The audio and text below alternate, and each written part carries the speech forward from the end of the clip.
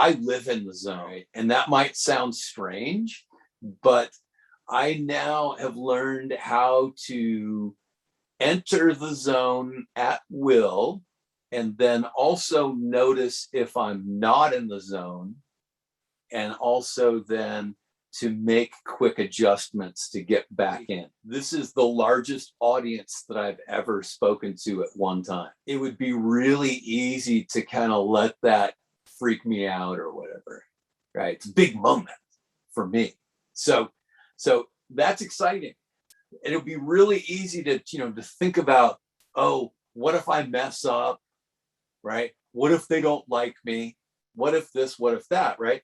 But instead, I just come at it this way. I say, okay, well, whatever happens, I'm just going to be fully present. A thing that compromises your ability to see well is when you're still thinking about something that happened in the past, like you just made an error, you dropped the ball, you threw to the wrong person or kicked to the wrong person, or you had the ball stolen from you. If you let your brain think on that, then you're now sort of living in the past, and that takes away brain power from being able to be fully present with your eyes looking outward.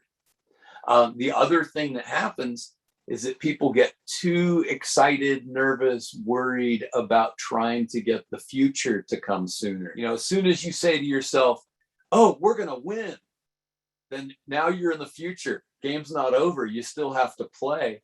And this is where a lot of those big chokes come from. This is where other teams make big comebacks in games. They're down 20 at the beginning of the fourth quarter. And then the other team says, oh, we're going to win. So they stop playing. And then the other team comes on gangbusters and ekes it out at the end. It's because people got ahead of themselves. So the most important thing is to let the flowing present, which is now. Each one of those things I said, it was now at that moment, but there's a timeline. But me, this person, I'm more or less absolutely present here in front of you, and you are present there. So when those two things come together, then you can be in the zone. So let go of the past, be fully present, and put aside thoughts of the future, because the only time the work gets done is now. And that has a bearing on how clearly and how well you're going to see what's happening. And it's hard being a teenager because your cerebral cortex does not fully mature until you are approximately 24 years old. So your coaches, the adults in your life, are there to help you make synaptical connections so that you can understand what's a threat, what isn't a threat, help calm you down, reassure you so you can have more clarity. I'll just fly through this really quick. Get all of your attention on the present moment. Say no to thoughts that come out. Hey, remember you made that error in the first inning.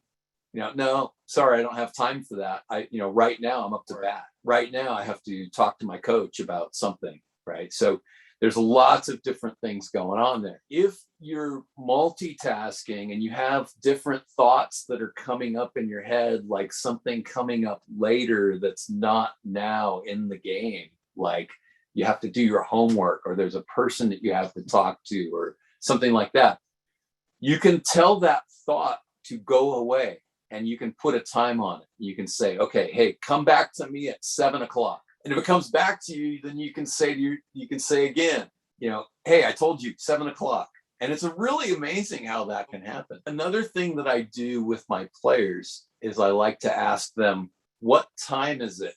And the answer is now. So the more you can just focus on, all right, what needs to happen right now, then the more fully present you're going to be. Another thing with tennis especially is we say this a lot: only the ball, because nothing else really matters. So there was a guy named Steve Largent, and he played for the Seattle Seahawks, and he was one of the greatest possession receivers, if not the greatest possession receiver of all time.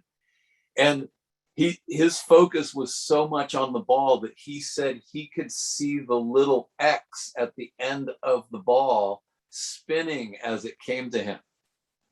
I think that's a little strange, but it worked for him, and he caught. Go on YouTube and look up Steve Largent incredible catches, and you'll see what I mean. You can only play your sport in the present. That's the only time it's ever played.